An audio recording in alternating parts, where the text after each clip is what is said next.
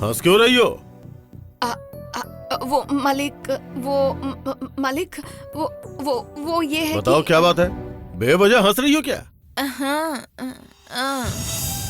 ऐसी बात नहीं है मालिक। नंदिनी मैडम का चेहरा देखती हूँ तो मुझे मेरी चचेरी बहन की याद आ जाती है। अरे, उसके पागलपन की हरकतों को याद करके मैं हंस रही थी। अरे ठीक है ठीक है।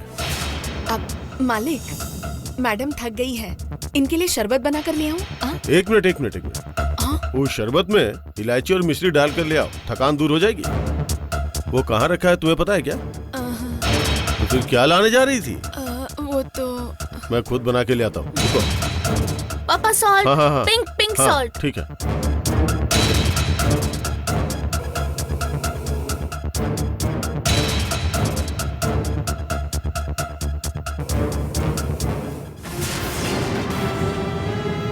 ए शर्बा, अपने काम को अंजाम देने के लिए इस मासूम का इस्तेमाल क्यों कर रही है?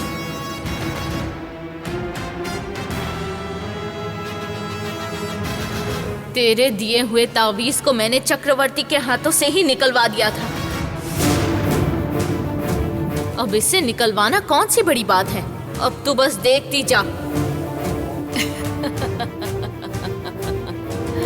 ये हंसी तेरी जिंदगी में ज्यादा दिन नहीं रहेगी।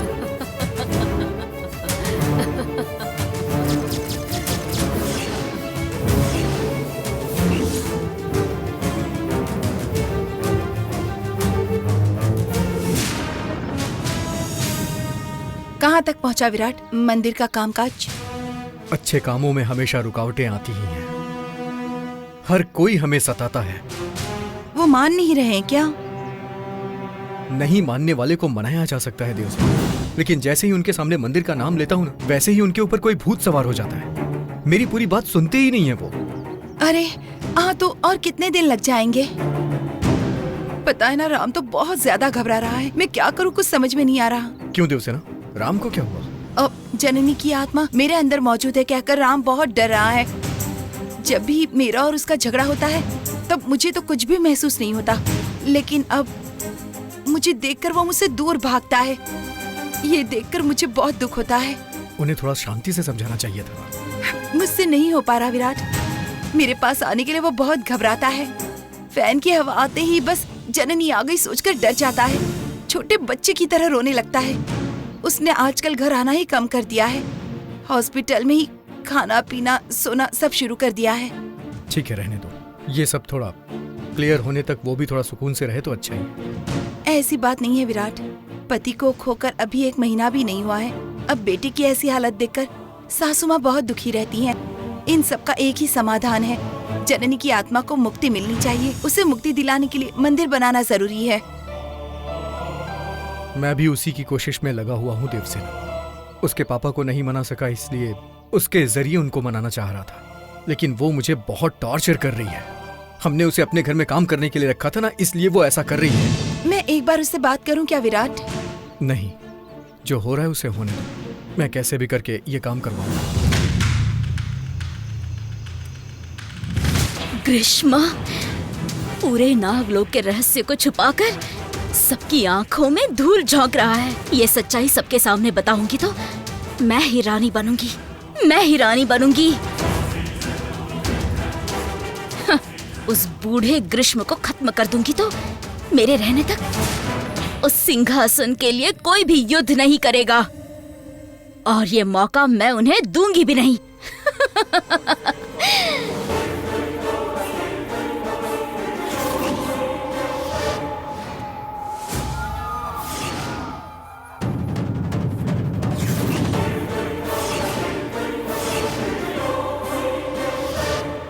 सर्पणिका,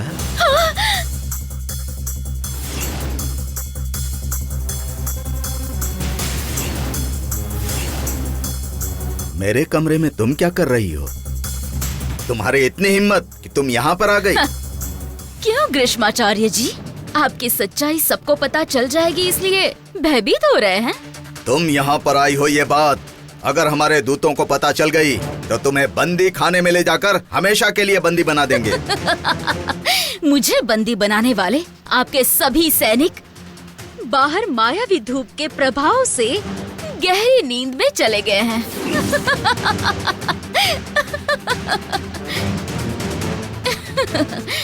वैसे आपने इतनी बड़ी सच्चाई को नागलोक वालों से ही छुपाई है, ये बात उन्हें पता चलेगी तो आपकी स्थिति क्या होगी, कभी सोचा है क्या आपने ग्रीष्म जी?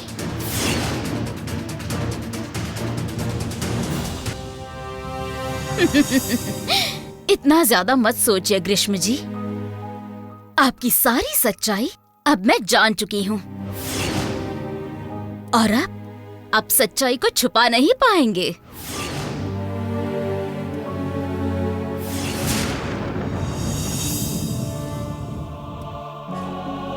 तुमने जो पढ़ा है वो सच है, तुमने कैसे मान लिया? तुम्हारी बात पर कौन विश्वास करेगा? ग्रीष्माचार्य जी, मुझे जो सच पता चला है उसे कैसे सबको बताना है ये मुझे अच्छे से पता है। लेकिन आपकी स्थिति को देखकर आपके ही लोग के वासुकी लोग कैसी प्रतिक्रिया देंगे, मैं ये देखना चाहती हूँ।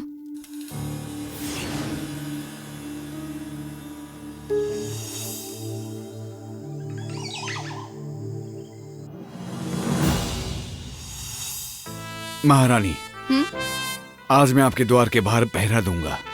कुछ भी चाहिए तो आप मुझे बता सकती हैं। मेरे द्वार के बाहर पहरा? पर किस लिए? उस फूल को हमने गंगा में बहा दिया है। कल सुबह ही आपका राज्याभिषेक होगा। उसे रोकने के लिए तक्षक की सेना ने कोई ना कोई षड्यंत्र रचा होगा, इसीलिए। उसका और आपका मेरे द्वार के बाहर पहरा देने के बीच क्या संबंध है? देखिए, मैं केवल महारानी नहीं, आप सबके साथी भी हूँ। मैं यहाँ जिस तरह जी रही हूँ, मेरी जनता भी उसी तरह जिएगी, यही मेरी आशा है।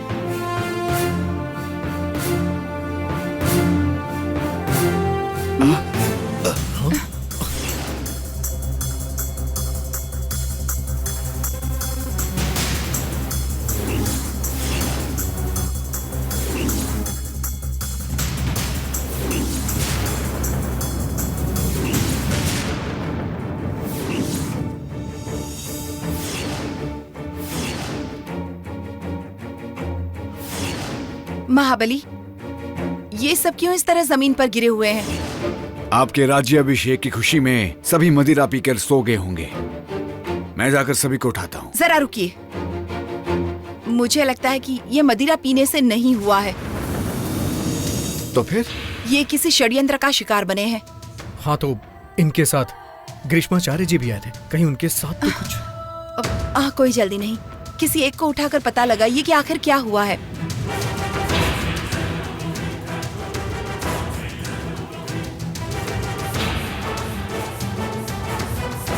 उठो, उठ जाओ। क्या हुआ? इस तरह से सभी लोग यहाँ सोए क्यों हो? हम सोए नहीं थे, आचार्य जी को उनके कमरे तक छोड़ने जा रहे थे, लेकिन इतने में वहीं किसी धूप की सुगंध आने लगी। उसे सूंघते ही उसके बाद क्या हुआ हमें पता नहीं।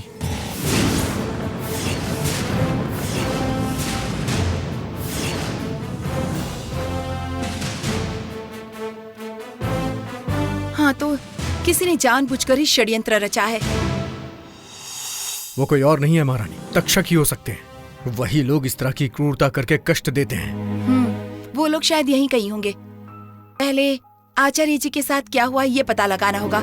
आप इन सबको जगाइए, मैं जाकर देखती हूँ। महारानी, आपको अकेला भेजना हमें मंजूर नहीं है महारानी, आप यहीं पर रहिए, मैं जाकर देखता हूँ। नहीं, मैं भी आऊंगी। नहीं महारानी, इन सब की हालत को देखने के बाद आगे आपके लिए खतरा हो सकता है। आप मत जाइए। अगर ऐसा है तो आप लोग भी मत जाइए। महारानी।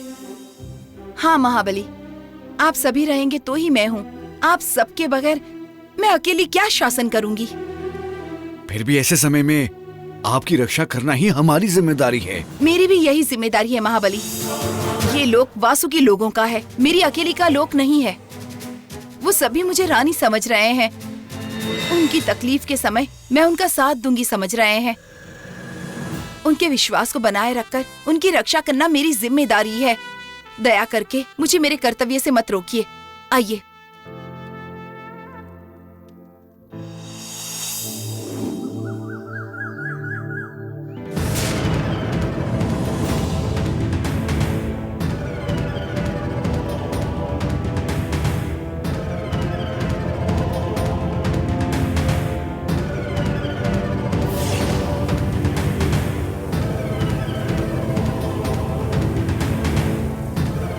तड़पती रहो और तड़पती रहो।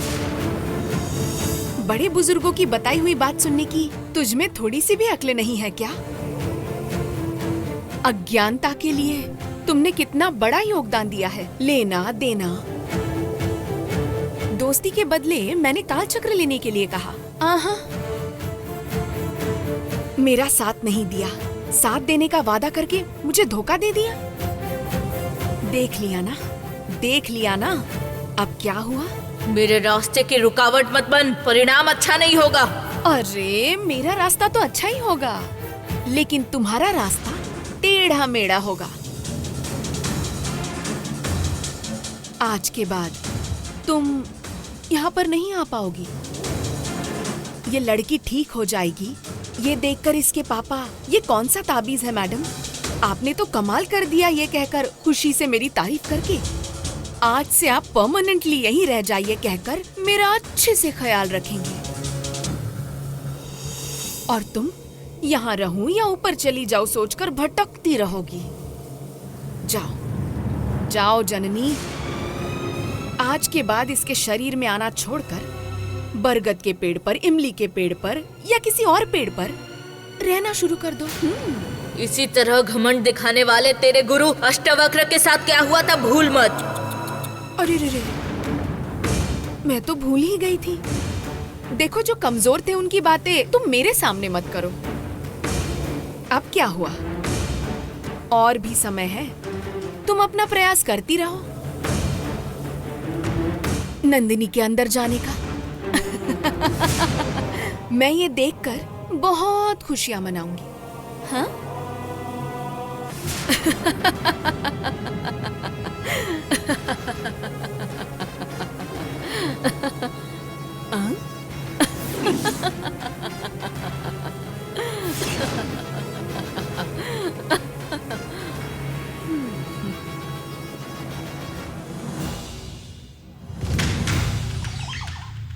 क्यों ग्रीष्माचार्य जी, जुबान बंद हो गई क्या?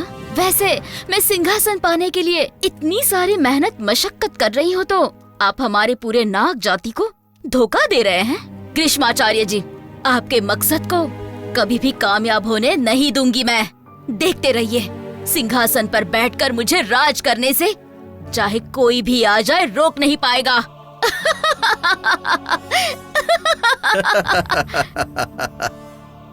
तुम जैसे स्त्री रानी नहीं बननी चाहिए, इसीलिए मैंने ये सब किया।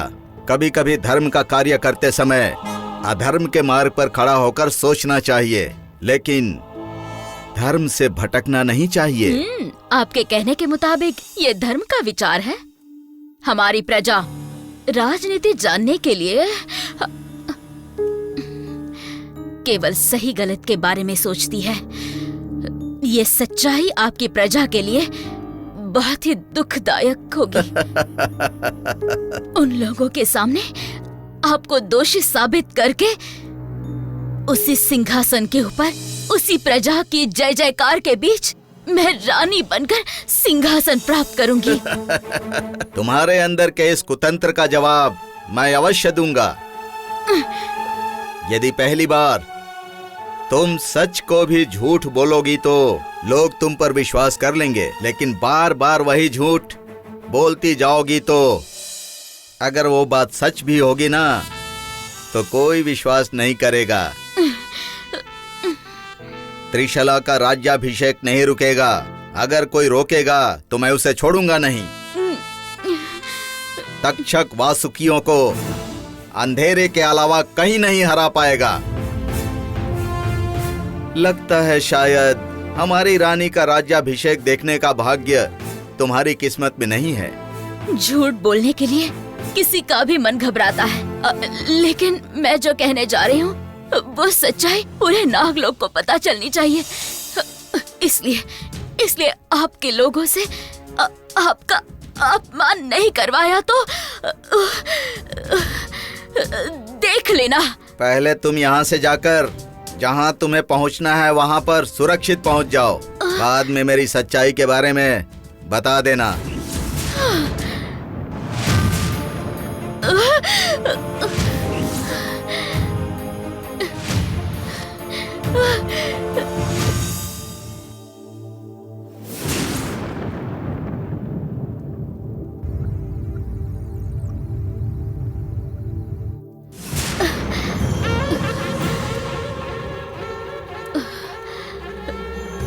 क्या हुआ देवी? जो काम करके आना था मैं उससे भी बड़ा काम करके आई हूँ। और अब इस सरपनिका के राज्याभिषेक को रोकना किसी से भी संभव नहीं होगा। मतलब आपने उस त्रिशला का अंत कर दिया क्या? कितना शुभ समाचार लेकर आई है देवी, मुझे बहुत ज्यादा खुशी हो रही है। उस त्रिशला का अंत करना कोई भी बड़ी बात नहीं है तक्ष। समझो कि उससे भी बड़ा काम करके आई हूँ। मुझे कुछ समझ में नहीं आ रहा है देवी। अगर तुम्हें पता होता तो तुम क्यों भूलोक से यहाँ खाली हाथ लौट आते। ठीक है चलो, राज्याभिषेक के लिए तैयारी करनी होगी। हाँ। मिली हुई सफलता मेरे हाथ से निकल गई। पूरे विश्व में कोई भी शक्ति नहीं है जो मेरा सामना कर सके। ऐसे में मुझे अशक्त किया मतलब वो सामान्य शक्ति नहीं है। उस शक्ति का सामना करने के लिए मुझे और क्या करना होगा, कितना संघर्ष करना होगा। वो तीसरा काल चक्र कैसे प्राप्त करूं समझ में नहीं आ रहा। आंखों के सामने होकर भी गायब है।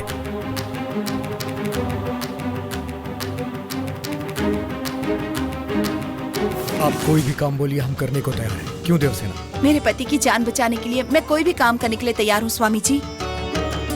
याद आया, वो काल चक्र प्राप्त करने के लिए देवसेना मेरी सहायता करेगी। जननी की आत्मा को देवसेना के द्वारा बंदी बनाऊंगा तो मेरा काम आसान हो जाएगा।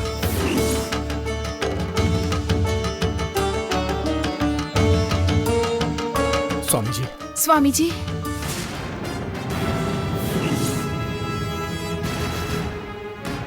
स्वामी जी, आपने उस दिन कहा था ना मंदिर के बारे में, वो फिल्म में काम करने वालों के हाथी बनेगा। हाँ विराट, मैंने हर तरह से प्रयास करके देख लिया। लाख समझाने के बाद भी वो मंदिर बनाने को तैयार नहीं।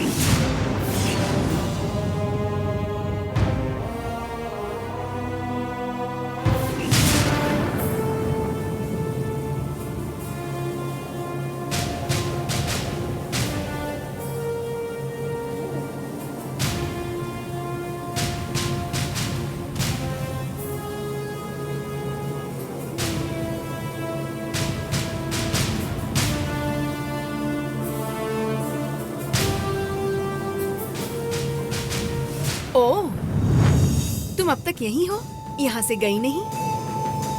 अब तक क्यों पीछा कर रही हो? देखो जननी, ऋषियों ने अपनी जान भगवान में रखी और भगवान ने वो जान भक्तों में रखी। मंत्रवादियों ने वो जान तोते में रखी और तुम इस नंदिनी के अंदर अपनी जान रखने के लिए जिद कर रही हो। ये शरीर रहेगा तभी ना तुम इसमें प्रवेश करने का प्रयास करोगी। एक ही बार में इसे खत्म कर दूंगी तो सब कुछ खत्म हो जाएगा। तुम्हारे खेल का अंत हो जाएगा। नहीं शर्बा, नहीं। आज इस कहानी को पूरी तरह से खत्म करना होगा जननी। शर्बा, तेरी दुश्मनी मुझसे है। मेरे साथ कुछ भी कर, लेकिन इस लड़की को छोड़ दे।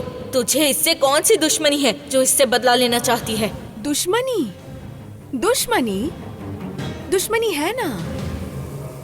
हमारे बीच सांप और नेवले जैसी दुश्मनी है। हमारे बीच शेर और लकड़बग्घे जैसी भी दुश्मनी है। ये तुम्हारी ताकत है, ये तुम्हारी हिम्मत है, ये तुम्हारी पहचान है। इसी की वजह से तुम हो। तुम्हें इस दुनिया से मिटाने के लिए मुझे इसे खत्म करना ही होगा। तुम पापी हो, पाप के काम करती ही आ रही हो। खुद के विनाश के लिए कारण मत बनो, वरना तुम्हारा ही पाप तुम्हें जलाकर राख कर देगा। क्या बात है जननी, मरने के बाद भी आत्मा बनकर भटक रही हो, फिर भी मेरी भलाई के बारे में सोच रही हो क्या? मैं देखना चाहती हूँ कि आग मुझे कैसे जलाएगी। एक पुण्यशाली पिशाच बनी हुई है और परम पापी नागलोक में, भूलोक में, गंधर्व लोक में घूमते ही जा रही है। इसी से पता चलता है ना कि कौन पापी है और कौन पुण्यशाली है ना? नहीं शर्बा, नहीं। वो मासूम है। इसकी जान लेकर तू मेरे क्रोध का शिकार मत बन। अरे जो भीख मांग रही थी अब वो मुझे धमकी देने लगी है। हाँ, इसी कारण से मैं इसे खत्म करने जा रही हूँ। तुम अकेली हो जाओगी ना, इसे भी तुम अपने साथ ले जाओ। हाँ? नहीं शर्बा, नहीं नहीं शर्बा, छोड़ दे उसे, मेरी बात सुन। नहीं शर्बा, छोड़ दे इसे, इसे कुछ भी मत करना शर्बा, ये बहुत मासूम है, इसे छोड़ दे, इसकी कोई भी गलती नहीं है। नंदिनी, आओ मेरे साथ। नहीं नहीं शर्बा, नहीं नहीं शर्बा, नहीं, छोड़ दे उसे, नहीं।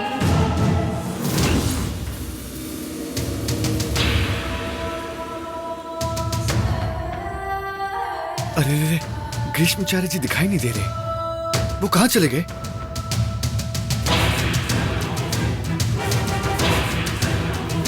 वीरबाहु, ये सब देखने से लग रहा है तक्षक यहाँ आए होंगे। कुछ ना कुछ अनर्थ हुआ होगा। इन्हीं लोगों ने धुआं करके सबको बेहोश कर दिया होगा। लेकिन उनका मकसद? उनका मकसद वो फूल। हाँ जी हाँ, उसके बगैर राज्य अभिषेक नहीं होगा, ये बात उन्हें पता है। हाँ, तो ग्रीष्माचार्य जी जरूर उस फूल को बचाने के लिए गए होंगे। चलो चलते हैं। शर्बा, मेरी बात सुन। नहीं शर्बा, नहीं नहीं शर्बा, दया करके मेरी बात सुन। नहीं शर्बा, ये मासूम है शर्बा, इसमें उसकी कोई गलती नहीं है। क्यों इस मासूम लड़की की बलि देना चाहती है? छोड़ दे इसे, छोड़ दे।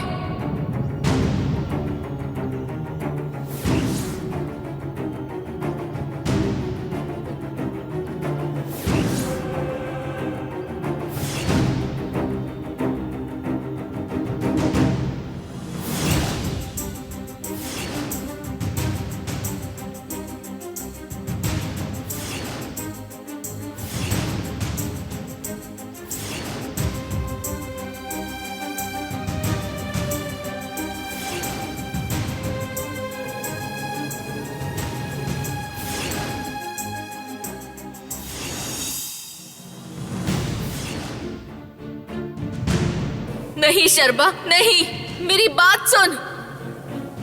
तेरी तकलीफ के समय तुझ पर विश्वास करके तुझे काम देने वाले परमेश्वर के साथ ऐसा करना ठीक नहीं। ए, उसने मुझे क्या कम सताया है? किसी दूसरी के आ जाने से मुझे नौकरी से निकाल दिया उस परमेश्वर ने। देखो, ये खेल का आखिरी पड़ाव है। यहाँ तुम इसे बचा नहीं पाओगी। नीचे जाकर इसे पकड़ लो, शायद इसे बचा पाओ। मजाक मत कर शर्बा, तुम गलती कर रही हो। ये मेरी पैदाइशी आदत है। ये तो पाप है। ये तो मेरा काम है। तुम्हारे जैसी को डरपोक कहते हैं। नहीं, अक्लमंद कहते नहीं, हैं। मैं तुम्हें इसकी जान लेने नहीं दूंगी। मैं अभी जाकर परमेश्वर को बताती हूँ।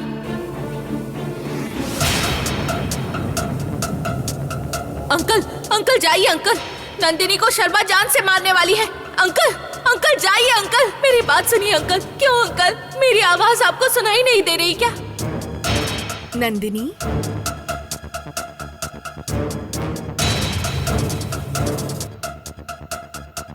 जाओ।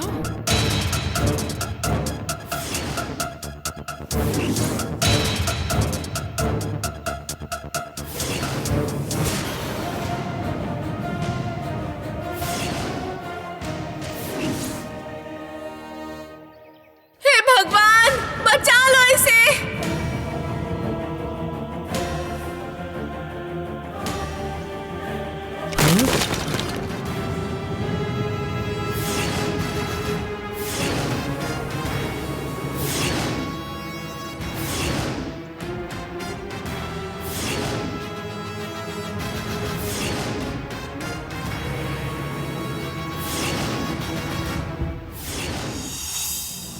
अरे ये क्या, गमला अचानक से नीचे कैसे गिर गया? हाँ, ये कैसे हो गया? नंदिनी शायद ऊपर गई है क्या? नंदिनी!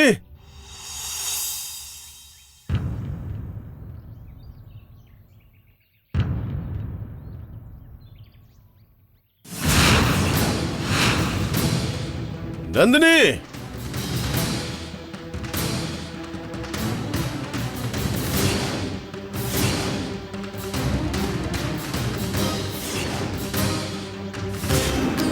वैसे उन्होंने मना कर दिया है, मतलब उन्हें ज्यादा पैसों की लालच होगी। नहीं स्वामी जी, मैंने पूरी कोशिश की है, वो इंसान तैयार ही नहीं हो रहा है। वो आसानी से कहेंगे कि नहीं होगा, लेकिन तुम ऐसा नहीं कह पाओगे विराट। तुम्हें कुछ करना ही होगा। अब मैं क्या करूं, कुछ समझ में नहीं आ रहा है। खैर छोड़ो, उसे जाने दो। तुम लोग घर जाओ। जब होगा ही नहीं तो क्या बात करूं? नहीं स्वामी जी, ऐसा होगा तो मेरे पति का क्या होगा? देवसेना, वो तड़प तड़प कर मर जाएगा।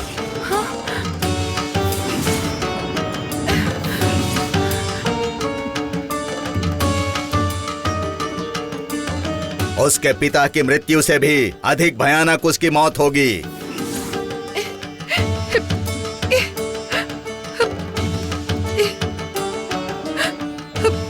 खून खून की उल्टी करके मरेगा।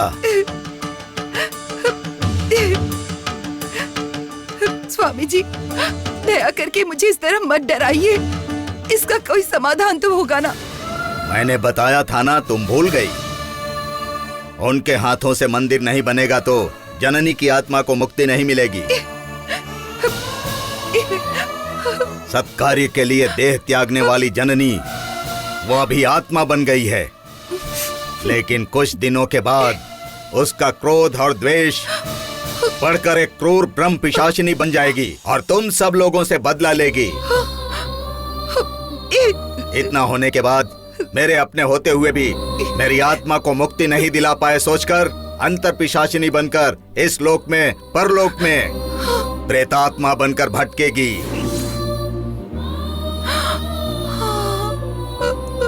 उसके अपने होकर भी एक छोटा सा काम नहीं कर पाए तुम लोग।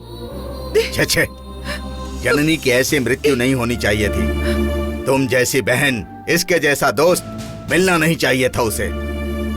जाओ बेटी देवसेना, जाओ, अपने सुहाग को खोने के लिए तैयार हो जाओ।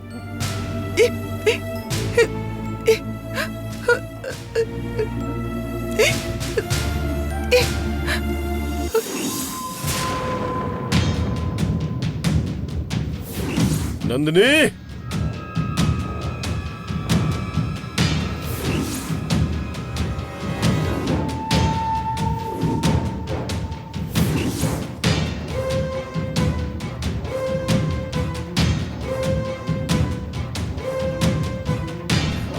नंदिनी,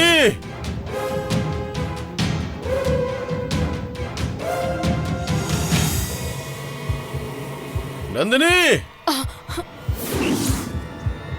नंदिनी, नंदिनी, हे शर्मा, ये तुम क्या कर रही हो? हटो हटो हटो, इस तरफ हटो। आओ, तुमने इसे ऊपर क्यों चढ़ा रखा है? मैं तुमसे ही पूछ रहा हूँ। मालिक, आप मुझे क्यों डांट रहे हैं? इन्हें यहाँ लेकर आने वाली मैं नहीं हूँ। क्या ये खुद आकर ऊपर चढ़ गई? हाँ मालिक, हाँ, ये खुद यहाँ आई है। वैसे मैं कपड़े सुखाने के लिए आई तो देखा कि नंदिनी मैडम यहाँ आकर खड़ी हो गई थी। बेटी, बेटी तुम ऐसा क्यों कर रही हो बेटी? क्या हो गया तुम्हें? हाँ?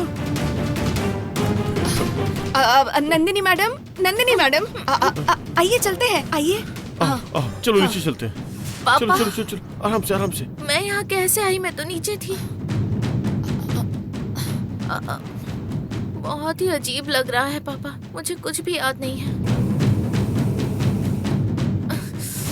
मैं तो नीचे सो गई थी। नंदिनी मैडम, आइए। अरे गर्मी बहुत ज्यादा है, आइए चलते हैं। जाइए। आराम से बेटा।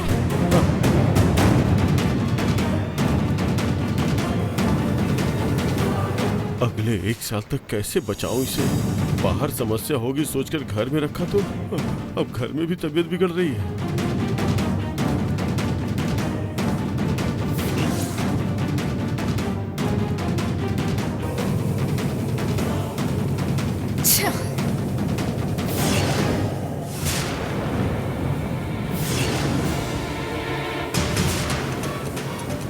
ए जननी, लगता है अब भी तुझ में अक्ल नहीं आई। आज तुम उसे बचा नहीं पाओगी और कभी भी उसे बचा नहीं पाओगी।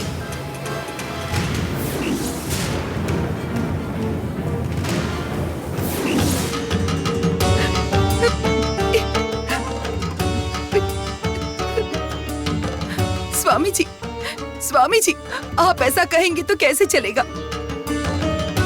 तकलीफ आने पर भगवान को छोड़कर हम आपके पास आते हैं। आप हमारी रक्षा करेंगे सोचकर हम आप पर विश्वास करते हैं, लेकिन आप इस तरह चुप हो जाएंगे तो हमारा क्या होगा स्वामी जी? मैं खामोश नहीं हूँ देवसेना। दिया हुआ काम किए बगैर मुझसे सवाल करोगी तो मैं क्या जवाब दूंगा? नहीं स्वामी जी, मैंने उन्हें बहुत मनाया। आओ कहने से भगवान नहीं आते, जाओ कहते ही भूत नहीं जाता। भगवान को मनाने के लिए, आत्मा का अंत करने के लिए तपस्या करनी होगी। वो एक साधना है। एक क्षण में, एक शब्द में वो कभी प्राप्त नहीं होगा। हम क्या करें, कुछ समझ में नहीं आ रहा है स्वामी जी। ईश्वर ने प्रत्येक व्यक्ति को सबसे शक्तिशाली उपहार दिया है, उसे हम बुद्धि कहते हैं। उसका उपयोग करो, किसी और के द्वारा मनवाओ, मानने पर मजबूर करो। पूरे मंदिर की जिम्मेदारी नहीं ले पा रहे हैं तो उनके हाथों से नींव रखवा दो, जीर्णोद्धार का कार्य शुरू करवा दो। इतना काफी है, सब शुभ होगा। इसके अलावा उसके लिए कोई अन्य समाधान नहीं है। उपाय बताना मेरी जिम्मेदारी है, उस मनुष्य को मनाना तुम्हारी जिम्मेदारी है। आगे तुम्हारी मर्जी।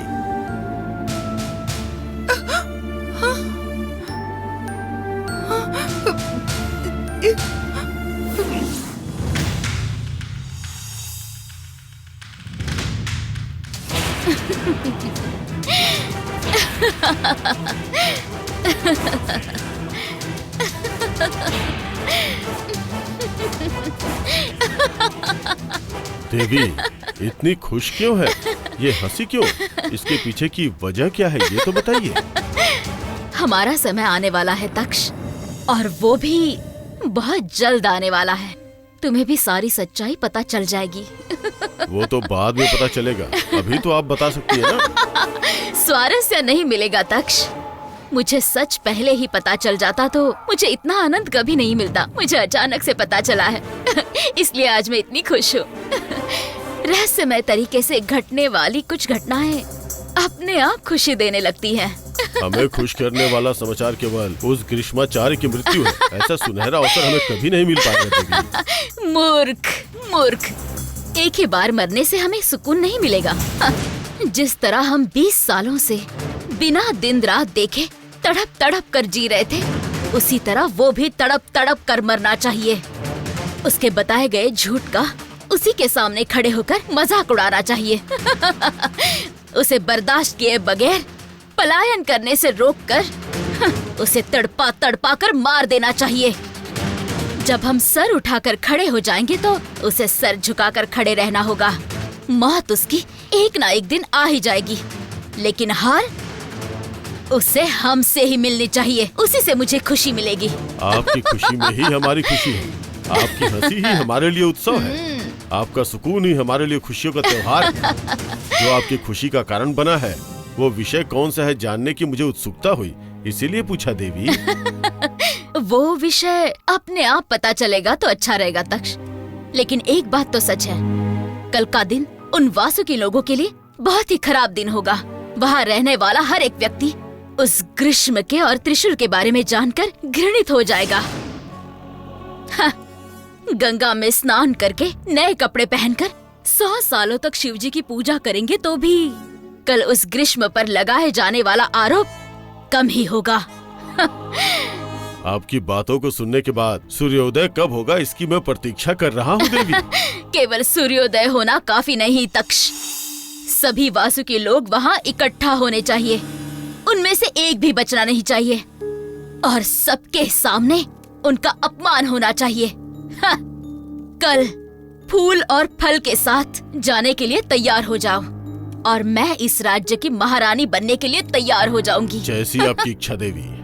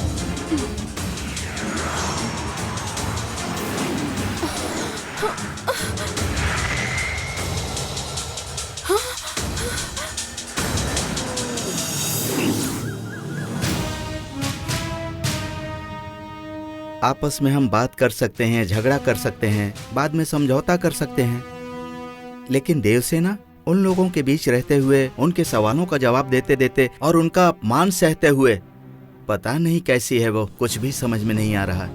अजी, चाहे कितना भी गुस्सा हो, वो पत्नी से प्यार तो करते ही होंगे ना। हम एक काम करते हैं, बाद में देवसेना को फोन करके क्या हुआ है पूछताछ करते हैं। बाद में किस लिए मॉम, अभी कॉल करते हैं ना। करो।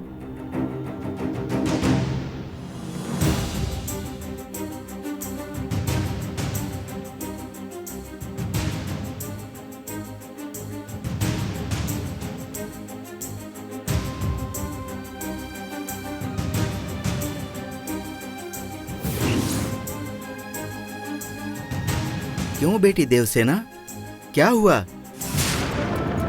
इस बार भी उन लोगों ने कुछ... गलती उनकी नहीं है अंकल, जननी की ही तो है। मेरे ससुर जी की जान लेने की क्या जरूरत थी उसे? यही क्या बेटी, तुम भी इन बातों पर यकीन... यकीन करती हूँ अंकल, बेशक यकीन करती हूँ।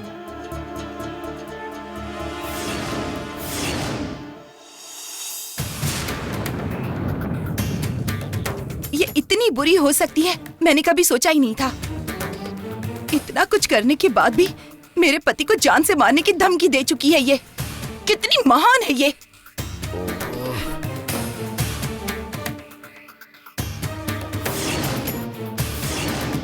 इसे गुस्सा आने पर रोया करती थी, अकेली बैठकर दुखी हुआ करती थी। हत्या करनी जितना बदलाव इसके अंदर आ जाएगा कहकर, ये मैंने कभी नहीं सोचा था।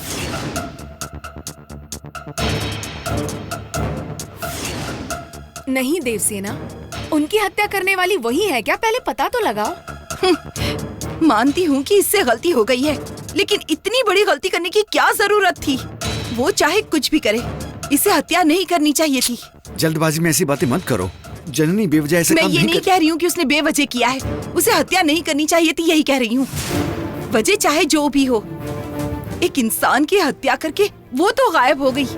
वहाँ आकर देखिए माँ और बेटे का दर्द कैसा है, आपको पता चलेगा।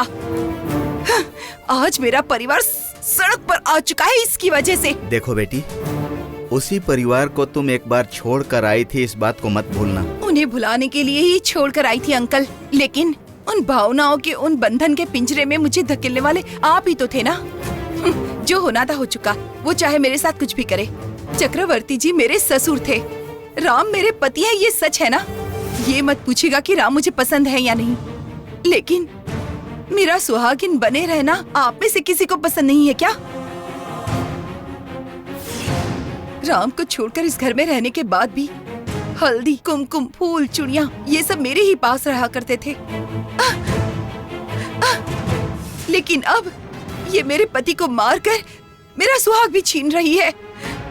लेकिन मैं ऐसा नहीं होने दूंगी।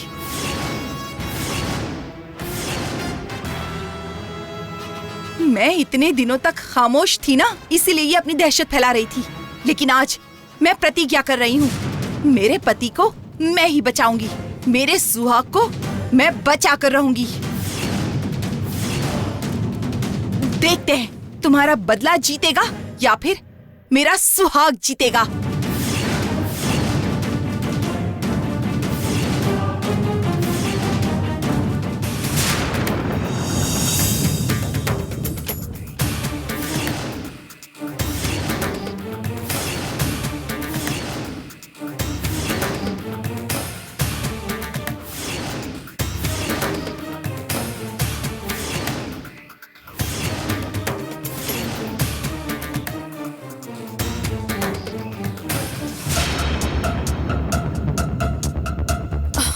सरपणिका देवी ने जो काम बताया था वो कैसे करूं? अब मैं क्या करूं?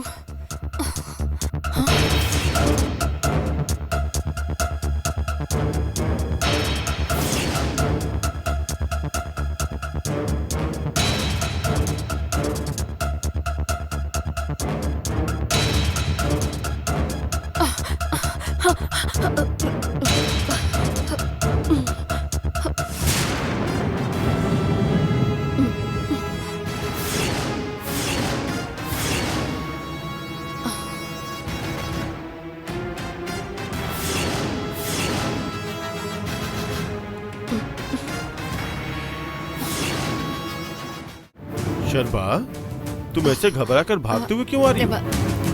मालिक, मैं वो गोडाउन में गई थी वहाँ पे क्यों गई थी? काम करने के लिए। वहाँ पे तुम्हारा क्या काम है? ऐसे जहाँ मन करे वहाँ नहीं जा सकती तुम। ठीक है मालिक। क्या ठीक है? वहाँ पर क्यों गई थी पहले ये बताओ। वो कुछ। क्या कुछ?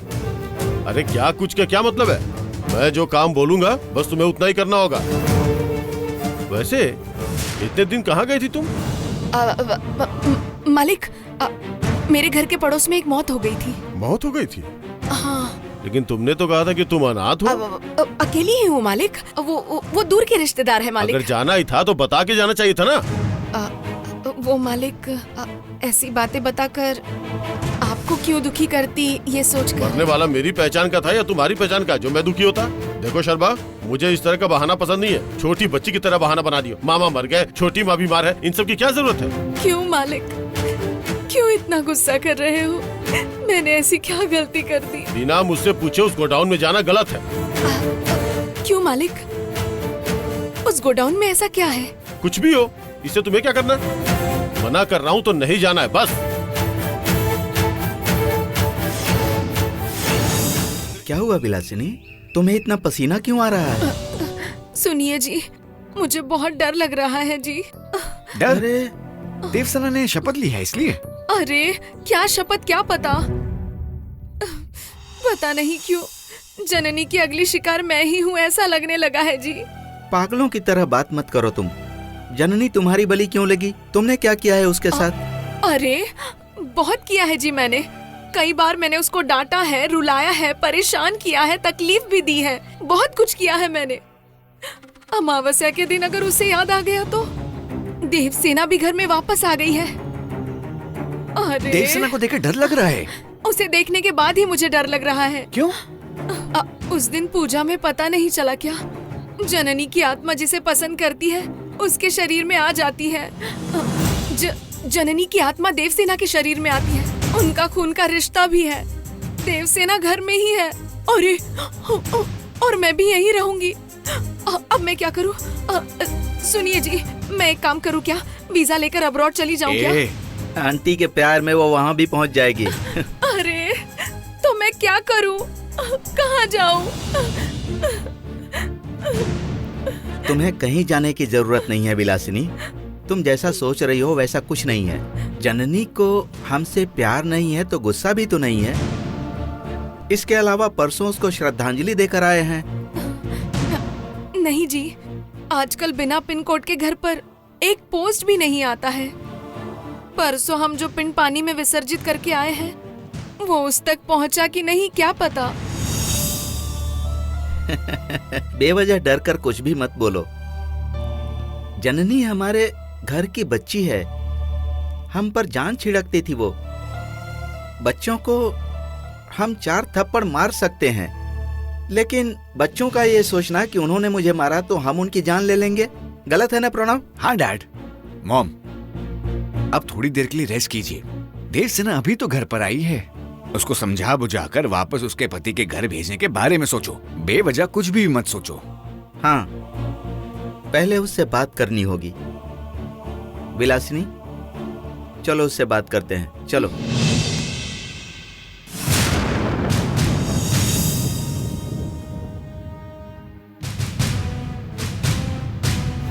त्रिशाला रानी की जय।